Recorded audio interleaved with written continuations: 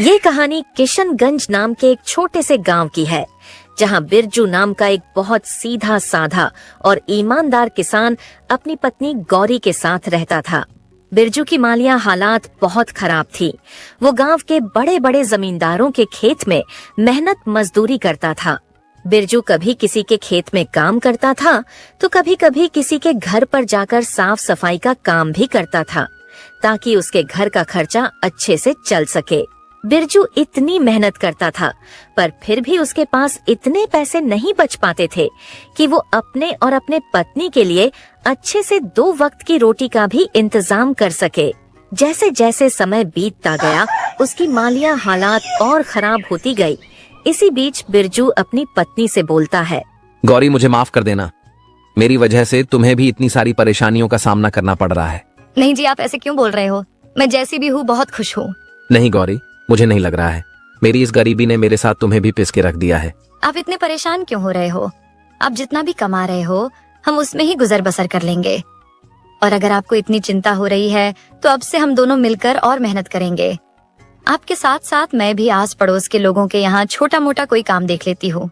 नहीं गौरी, मैं तुम्हें पहले ही बहुत परेशान कर चुका हूँ और अब तुम किसी और के यहाँ काम करो, ये मैं नहीं देख पाऊंगा। तो आप सब चिंता छोड़कर अपने काम पर ध्यान दीजिए और मेहनत करिए। बाकी सब ऊपर वाले के भरोसे छोड़ दीजिए। पर मैं भी क्या करूं? मैं कितनी भी मेहनत क्यों ना करूं, मुझे मेरे मेहनत के हिसाब से यहाँ कोई मजूरी देता ही नहीं है। अब तो पहले की तरह काम भी नहीं मिल रहा है। गौरी, मैं सोच रहा हूँ कि अब शहर जाकर काम करूं। यहाँ दिन रात मेहनत करता हूँ, लेकिन हमें सही से 2 वक्त की रोटी भी नसीब नहीं होती है। शहर में मेहनत करूंगा तो कम से कम पैसे तो ज्यादा मिलेंगे। पर आप शहर चले जाओगे तो मैं यहाँ अकेली कैसे रहूंगी? आपके बिना यहाँ मेरा कोई नहीं है। मैं समझता हूँ गौरी, पर कुछ ही समय की बात है। मुझे जैसे ही अच्छी नौकरी मिल जाएगी तो मैं वहां 1-2 साल कमाकर कुछ पैसे बचा लूंगा। फिर उन पैसों से यह गांव में कोई दुकान खोल लूंगा ताकि तुम्हारे साथ रह सकूं। नहीं जी, मुझे ज्यादा पैसों का लालच नहीं है। अभी मैं जिस हाल में हूँ मैं उसी में खुश हूँ।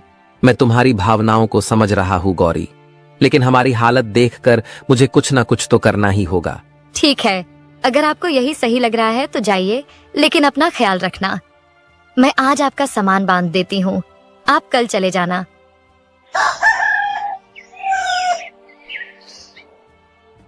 अगले दिन बिरजू अपने सामान की बैग लेकर शहर की ओर चल पड़ता है। पूरे दिन चलने के बाद आखिरकार बिरजू शहर में पहुंच जाता है। जिस शहर में बिरजू काम की तलाश में गया था, वो शहर उसके लिए बिल्कुल अनजान था। उस शहर में बिरजू का ना तो कोई मित्र था और ना ही कोई सखा संबंधी। चलो, अब यहाँ आ तो गया हूँ, पर काम ढूंढने से पहले सर छुपाने के लिए कोई जगह ढूंढ लेता हूँ, ताकि आज रात तो कहीं रुक सकूं। बिरजू सबसे पहले आसपास में दिख रहे होटलों में जाकर वहां रहने के लिए बात करने जाता है, पर वो वहां से हताश होकर बाहर आ जाता है, क्योंकि बिरजू के पास इतने पैसे नहीं थे कि वो वहां का किराया दे सके। बाप रे बाप, इतना किराया एक रात रुकने का! इतने में तो मैं पूरे महीने का राशन खरीद लूं घर का। आखिरकार होटलों के चक्कर मार मार के वो परेशान हो जाता है। एक काम करता हूँ, इन होटलों में रहने से अच्छा किसी भाई के यहाँ रुक जाता हूँ। कम से कम मेरे कुछ पैसे तो बच जाएंगे। फिर बिरजू वहां से आसपास में दिख रहे घरों में जाकर रहने के लिए बात करने जाता है। बिरजू जब एक घर के पास पहुंचा तो वहां पहले से उस घर का मालिक बाहर बिस्तर लगाकर बैठा होता है। भाई, मैं बहुत दूर गांव से आया हूँ और अब शाम होने वाली है और मुझे रात बिताने के लिए थोड़ी जगह चाहिए। अगर आप मुझे रात भर रुकने के लिए अपने घर में थोड़ी जगह दे देंगे तो बहुत मेहरबानी होगी। तुम गांव से आए हो या कहीं और से, मुझे इससे कोई फर्क नहीं पड़ता है। मैं तुम्हें जानता पहचानता नहीं हूँ, तो मैं तुम्हें अपने घर में कैसे ठहरा सकता हूँ? बहुत से लोग शहर में काम करने आते हैं, तुम कोई नए नहीं हो। जाओ और अपना ठिकाना कहीं और ढूंढो।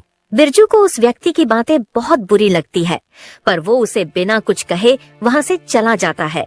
थोड़ी देर चलते चलते वो एक दूसरे घर के पास पहुंच जाता है, जहां एक महिला बैठी होती है। बहन, मैं बहुत दूर से आया हूँ काम की तलाश में, पर अब कुछ ही देर में रात हो जाएगी, तो आज रात को रुकने के लिए जगह तलाश कर रहा हूँ। क्या मैं आपके यहाँ आज रात रुक सकता हूँ क्या? भाई, मैं आपकी मजबूरी समझ सकती हूँ, पर मेरे घर में केवल मैं और मेरी बेटी रहती है, तो मैं ऐसे ही किसी पराये मर्द को अपने घर में नहीं रुका सकती हूँ। मुझे माफ कर दीजिए। अरे कोई बात नहीं है बहन, आपकी मदद के लिए धन्यवाद। बिरजू वहाँ से भी निराश होकर अपने लिए दूसरे घर की तलाश में निकल जाता है। बिरजू कई घरों में जाता है, लेकिन हर कोई उसे अपने घर में ठहराने से मना कर देता है। ये सब देखकर बिरजू बहुत ही निराश हो जाता है। फिर सोचने लगता है, इस शहर में कोई भी मुझे अपने घर में ठहराने के लिए तैयार ही नहीं है। अब मैं रात में कहाँ जाऊं? मेरी तो कुछ समझ में ही नहीं आ रहा। जब इस शहर में मुझे रुकने के लिए कोई घर ही नहीं मिल रहा, तो मुझे इस शहर में काम कैसे मिलेगा? बिरजू ये सब सोच ही रहा था, तभी उसकी नजर पास वाली एक झोपड़ी पर पड़ती है। बिरजू फौरन उस घर के पास चला जाता है। बिरजू जब उस घर के पास पहुंचा तो उसने देखा अंदर एक बूढ़ी अम्मा बैठी है। बिरजू उन्हें आवाज लगाता है, अम्मा, क्या मैं आपसे 2 मिनट बात कर सकता हूँ?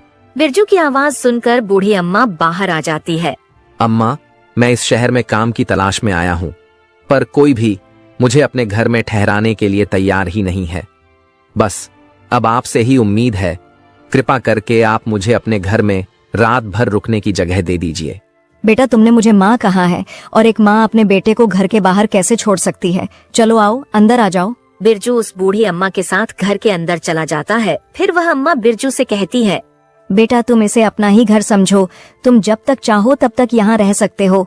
अम्मा, इस घर में आप अकेले रहते हो क्या? आपके परिवार के बाकी लोग आपके साथ नहीं रहते हैं क्या? बेटा, मेरे परिवार में कोई नहीं है। मेरे पति तो कई साल पहले ही मुझे छोड़ के जा चुके हैं और एक लड़का था, वो भी विदेश में जाकर रहता है। इस घर में मैं अकेली रहती हूँ। माँ, अब आप चिंता मत कीजिए, मैं हूं ना आपके साथ। अब आप इस घर में अकेली नहीं हैं। अब से आप मुझे अपना बेटा ही समझिए। बेटा, तू बहुत अच्छा इंसान है, देखने में भी बहुत भला लगता है। इस शहर में बहुत होशियारी से रहना, क्योंकि यहाँ बहुत ठग रहते हैं। वे नए आदमी को देखकर उसे ठग लेते हैं। ठीक है अम्मा, मैं ध्यान रखूंगा, आप परेशान मत होइए। बेटा, वैसे तुमने कोई काम देखा है या देखना बाकी है? अम्मा, मैं कल शहर में नौकरी ढूंढने जाऊंगा और हो सकेगा तो आपके घर के आसपास में ही किराए पर घर ले लूंगा, ताकि आपके आसपास रहकर आपकी देखभाल कर सकूं। नहीं बेटा, तुम्हें किराए पर दूसरा घर लेने की जरूरत नहीं है। तुम जब तक चाहो मेरे इस घर में रह सकते हो, क्योंकि तुम रहोगे तो कम से कम मुझे ऐसा लगेगा मेरा बेटा मेरे पास है। हाँ अम्मा, ये तो बहुत अच्छा रहेगा, पर मैं एक शर्त पर आपके घर पर रुकूंगा कि मैं जो किराया किसी और को देने वाला था वो मैं आपको दूंगा। ठीक है बेटा, चलेगा। फिर क्या था, बिरजू अम्मा के साथ उनके घर पर रुक जाता है और आज की रात वो उनके यहाँ खाना वगैरह खाकर सो जाता है।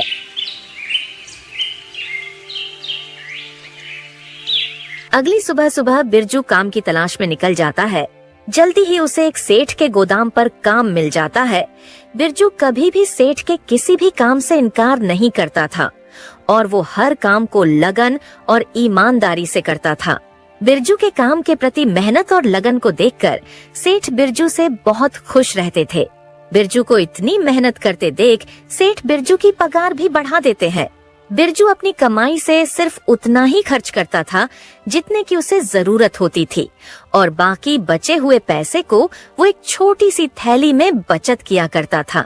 शहर में काम करते करते बिरजू को अब कुछ दिन बीत जाते हैं। ऐसे ही एक दिन बिरजू अम्मा के घर के बाहर बैठे बैठे सोचता है, जब मैं 10,000 रुपए जमा कर लूंगा तब मैं पूरे पैसे लेकर अपनी पत्नी के पास चला जाऊंगा। फिर गांव में कोई अच्छी सी दुकान खोल लूंगा ताकि गांव में अपने पत्नी के पास रह सकूं।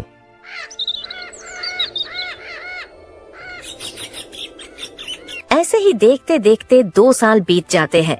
बिरजू बहुत मेहनत करता है और थोड़ा थोड़ा करते करते 10,000 रुपए जमा कर लेता है। एक गरीब आदमी के लिए 10,000 रुपए बहुत बड़ी कीमत होती है, इसलिए बिरजू अम्मा से कहता है, अम्मा, अब मेरे पास पूरे 10,000 रुपए हो गए हैं।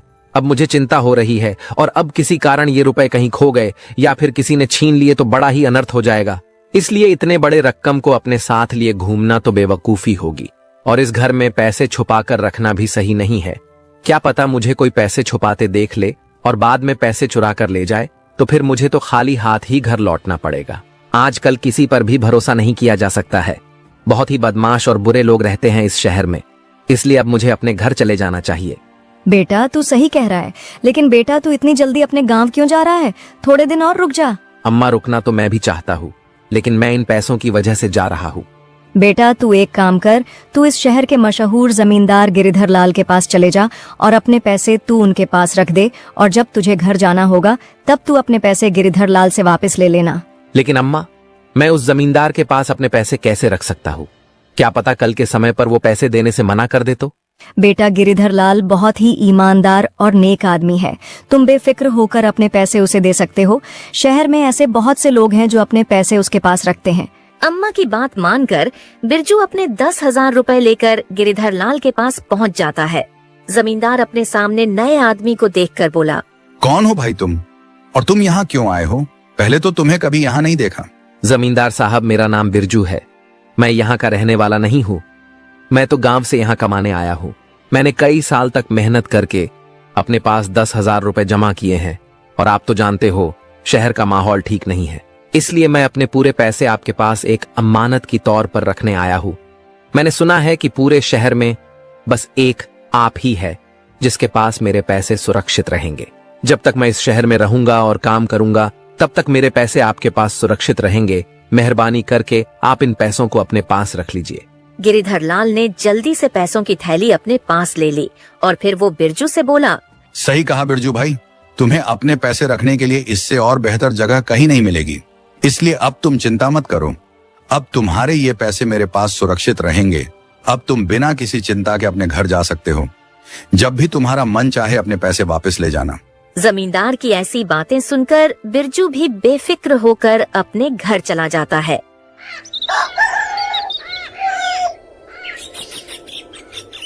फिर कुछ समय और बीत जाता है।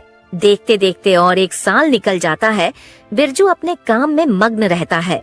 ऐसे ही एक दिन बिरजू जब पलंग पर बैठा हुआ था, तभी उसे उसकी पत्नी गौरी की बहुत याद आने लगती है। अब बहुत समय हो गया है। देखते देखते 3 साल गुजर गए। अब तो मुझे गौरी के पास जाना ही होगा। अब जब बिरजू अपनी पत्नी के पास जाने का निश्चय करता है, तो वो सबसे पहले अम्मा को सारी बात बताने चला जाता है। अम्मा, अब बहुत समय बीत गया है। अब मैं सोच रहा हूँ गौरी के पास चला जाऊं। मैं तो उसे कहकर आया था 1-2 साल में आ जाऊंगा, पर अब मुझे यहाँ कमाते कमाते 3 साल हो गए हैं। ठीक है बेटा, जैसा तुमको सही लगे। फिर क्या था, बिरजू अपने घर जाने की तैयारी करके जमींदार के पास अपने पैसे लेने चला जाता है। जमींदार साहब, मैं अब अपने गांव जा रहा हूँ, इसलिए मैं आपके पास अपने पैसे लेने आया हूँ। कृपा करके आप मेरे पैसे मुझे लौटा दीजिए। जमींदार बिरजू को गौर से देखकर बोला, तुम किस पैसे की बात कर रहे हो भाई? तुमने कब मुझे पैसे दिए थे? जमींदार की ये बात सुनकर बिरजू के होश उड़ जाते हैं। साहब, मैंने कुछ समय पहले ही तो आपके पास 10,000 रुपए अमानत की तौर पर रखे थे। 10,000 रुपए? अरे इतनी बड़ी रकम है जो तुम्हारे 7 पीढ़ियों ने भी देखी नहीं होगी। वैसे तुम्हारे पास कहां से इतने पैसे आ गए? और तुम्हारे पास क्या सबूत है कि तुमने मुझे 10,000 रुपए दिए थे? साहब, मेरे पास कोई सबूत तो नहीं है, पर लोग कहते हैं कि आप बहुत ईमानदार हो, इसलिए मैंने पैसे देते वक्त आपसे कोई प्रमाण नहीं लिया था। बिरजू जमींदार को अपने 10,000 रुपए की याद दिलाने की बहुत कोशिश करता है, लेकिन जमींदार बिरजू की एक बात नहीं सुनता है। जमींदार अपने नौकरों को बुलाता है और फिर अपने नौकरों से कहता है, ये कोई बहरूपियां हैं और झूठ बोलकर मुझे बदनाम करना चाहता है। इसे मेरे घर से धक्के मारकर बाहर निकाल दो, और याद रहे ये दोबारा मेरे घर में न घुसाए। आखिरकार जमींदार के नौकर बिरजू को उसके घर के बाहर निकाल देते हैं। जमींदार के घर के बाहर आने के बाद बिरजू सोचता है, अब मैं क्या करूंगा? जमींदार ने तो मेरे मेहनत की कमाई हड़प ली है और मेरे पास उनके खिलाफ कोई प्रमाण भी नहीं है। अब मैं क्या करूं? कमजोर और लाचार बिरजू रोते हुए बूढ़ी अम्मा के घर की ओर चल पड़ा। बूढ़ी अम्मा के घर की तरफ जाते हुए बिरजू फिर से वही बात दोहराने लगा। हे भगवान, सालों की मेहनत, मेरी जमा पूंजी सब लुट गया। क्या सोचा था और क्या हो गया? उस बदमाश जमींदार ने मुझे कहीं का नहीं छोड़ा। हे भगवान, अब मैं क्या करूं? बिरजू दुखी मन से बूढ़ी अम्मा के घर लौट आता है। बिरजू को रोता हुआ देख बूढ़ी अम्मा बिरजू से पूछती हैं, क्या हुआ बिरजू बेटा, तू रो क्यों रहा है? तू तो गिरिधर लाल जमींदार के पास अपने पैसे वापस लेने गया था ना? हाँ अम्मा, मैं बर्बाद हो गया। मेरी जमा पूंजी सब लुट गई। जमींदार गिरिधर लाल ने मेरे पैसे वापस देने से इनकार कर दिया। पैसे मांगने पर उसने कहा, मैंने तुझे पहले कभी नहीं देखा है। तू मुझे पैसे देकर कब गया था? तू पक्का कोई बहरूपियां है जो झूठा आरोप लगाकर मुझे बदनाम करना चाहता है। और ऊपर से उसने अपने नौकरों को बुलवाकर मुझे धक्के मारकर घर से बाहर निकलवा दिया। बिरजू की सारी बातें सुनकर बूढ़ी अम्मा मायूस हो जाती हैं। बिरजू बेटा, मुझे माफ कर देना, ये सब मेरी वजह से हुआ है। मैंने ही तुझे तेरे बचत के पैसे जमींदार गिरिधर लाल के पास रखने को कहा था। मुझे पता नहीं था गिरिधर लाल इतना बड़ा बेईमान और धोखेबाज स्वभाव का है। लोग तो उसके ईमानदारी के गुण गाया करते थे। अम्मा, आप अपने आप को दोष मत दो, इसमें आपकी कोई गलती नहीं है। आपने तो मेरे अच्छे के लिए ही कहा था, मगर होना तो वही था जो भगवान को मंजूर था। लेकिन बेटा, अब तू क्या करेगा? उस बेईमान जमींदार से अपने पैसे वापस कैसे लेगा? अम्मा, अब मैं कुछ नहीं कर पाऊंगा। अब मुझे खाली हाथ ही अपने घर लौटना होगा। बूढ़ी अम्मा और बिरजू आपस में बात कर ही रहे होते हैं, तभी वहाँ अम्मा के बगल में रहने वाली लक्ष्मी नाम की औरत आती है। वो दोनों को उदास देखकर पूछती है, क्या बात है बिरजू भाई, आज आप और अम्मा दोनों इतने उदास क्यों दिखाई दे रहे हो? अब आपको क्या बताओ लक्ष्मी बहन, मेरे साथ बहुत बड़ा धोखा हुआ है। मैंने कई साल दिन रात मेहनत करके 10,000 रुपए जमा किए थे। पैसे जमा करने के लिए मैंने ना कभी पेट भर खाना खाया और ना कभी पूरी नींद ली। फिर बिरजू ने लक्ष्मी को सारी बात बताई कि किस तरह जमींदार ने बिरजू को धोखा देकर उसके सारे पैसे ठग लिए। बेटी, लोग कहते हैं कि जमींदार गिरिधर लाल बहुत ही नेक और ईमानदार आदमी है। यही सोचकर मैंने बिरजू को उसके सारे पैसे उसके यहाँ रखने कहा था और बिरजू भी मेरी बातों में आकर उसके पास अपने पैसे रखाया था। अम्मा, आप दोनों परेशान मत होइए, मेरे पास एक तरकीब है। अगर ये तरकीब काम कर गई तो बिरजू भाई को उनके पैसे भी वापस मिल जाएंगे और जमींदार की अक्ल भी ठिकाने आ जाएगी। फिर लक्ष्मी बूढ़ी अम्मा से एक संदूक मांगती है। बूढ़ी अम्मा भी लक्ष्मी के कहे अनुसार एक बड़ा पुराना संदूक लाकर उसके सामने रख देती है। बूढ़ी अम्मा से संदूक लेकर लक्ष्मी कहती है, अम्मा, अब मैं और बिरजू भैया उस जमींदार के पास जा रहे हैं, आप भी हमारे साथ चलो। लक्ष्मी अपने सर पर संदूक रखकर बिरजू और अम्मा के साथ उस बेईमान जमींदार गिरिधर लाल के घर की तरफ चल देती है।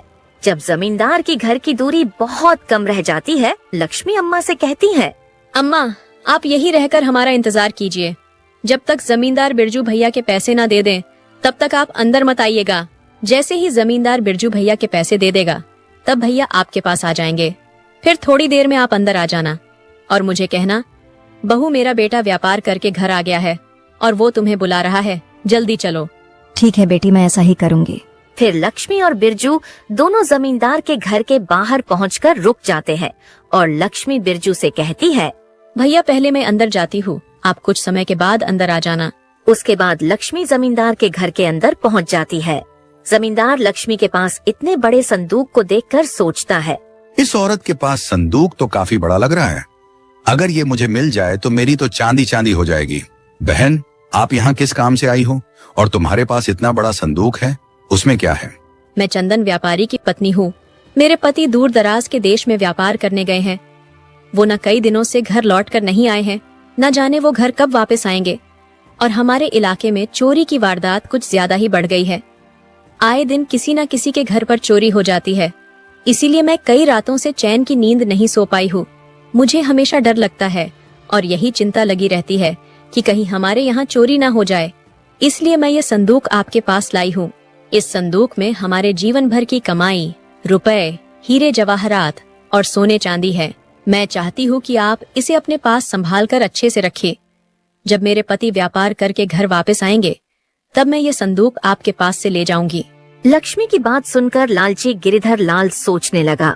संदूक को देखकर तो लगता है इस संदूक में कम से कम 7-8 लाख रुपए का सामान तो होगा। मैंने सुना है कि चंदन व्यापारी बहुत ही अमीर आदमी है। फिर जमींदार लक्ष्मी से बोला, बहन, तुमने बहुत अच्छा किया जो अपना धन मेरे पास ले आई हो। तुम्हारा धन मैं अपने पास बहुत ही संभाल कर रखूंगा। तुम विश्वास करो, तुम्हारी दौलत मेरे पास बिल्कुल सुरक्षित रहेगी। जब कभी तुम अपना धन लेने मेरे पास आओगी, मैं तुम्हें तुम्हारा 1-1 रुपया सही सलामत वापस कर दूंगा। पर भाई, मैं आपका कैसे विश्वास करूं कि मुझे मेरी दौलत सही सलामत वापस मिल जाएगी? बहन, पूरे शहर में मेरी ईमानदारी की चर्चा है। पूरे शहर में ऐसा कोई भी नहीं है जो मुझे बुरा या बेईमान बता सके। जमींदार और लक्ष्मी आपस में बात कर ही रहे होते हैं, तभी वहाँ बिरजू आ जाता है। बिरजू को देखकर जमींदार बहुत ज्यादा खुश हो जाता है और फिर जमींदार सोचने लगता है, ये आदमी बहुत सही समय पर आया है। अपनी ईमानदारी दिखाना का ये बहुत ही बढ़िया मौका है। मैं इस आदमी को इसके 10,000 रुपए लौटा दूंगा और इस औरत से इसका संदूक ले लूंगा।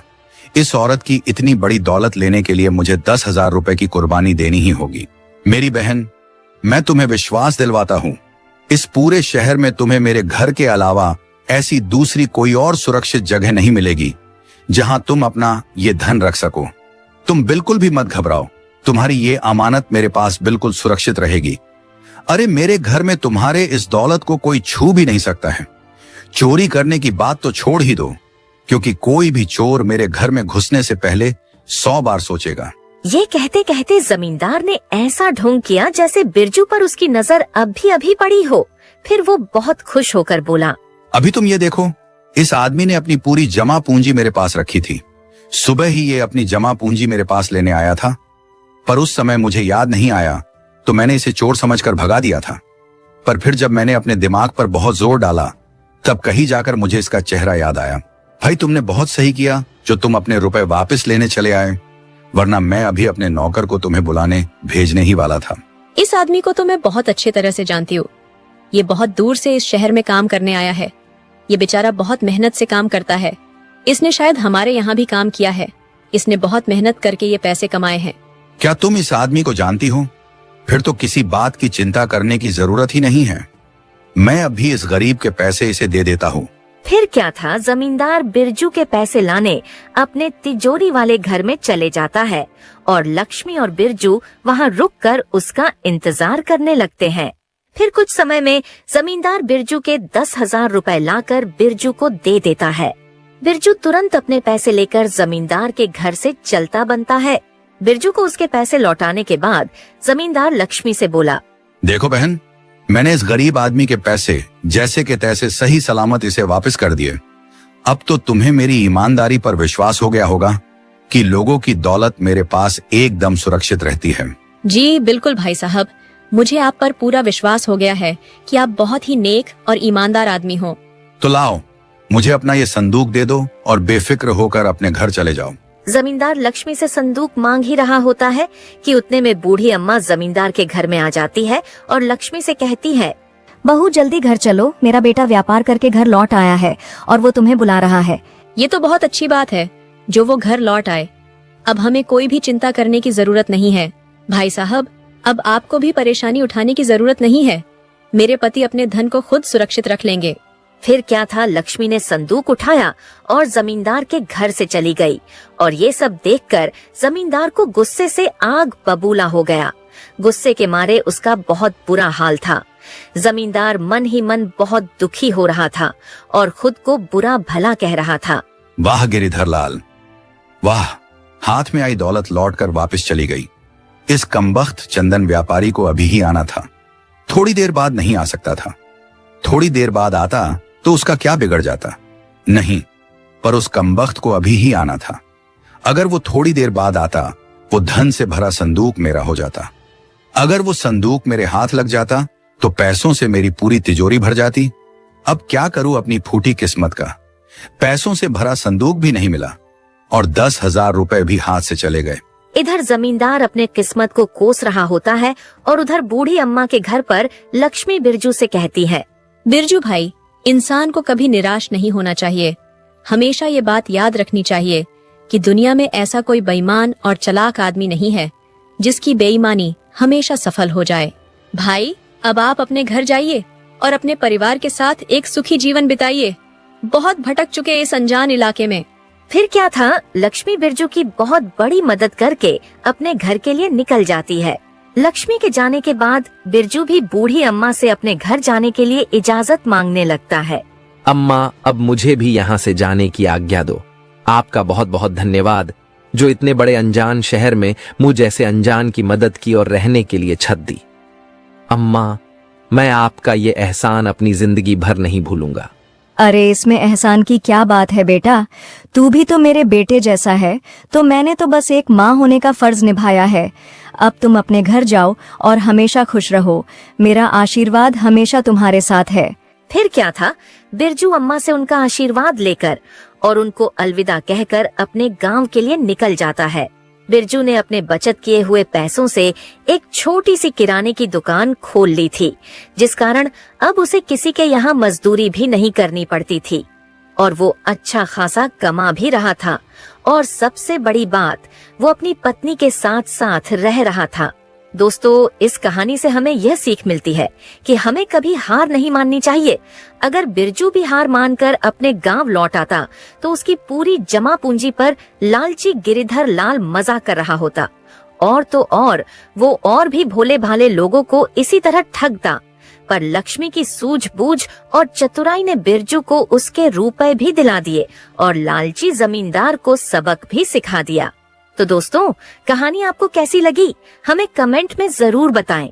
अगर आपको हमारी मेहनत पसंद आई हो तो हमारे चैनल को सब्सक्राइब करना न भूलें और बेल आइकन दबाएं ताकि नई कहानियों की नोटिफिकेशन सबसे पहले आपको मिले। धन्यवाद।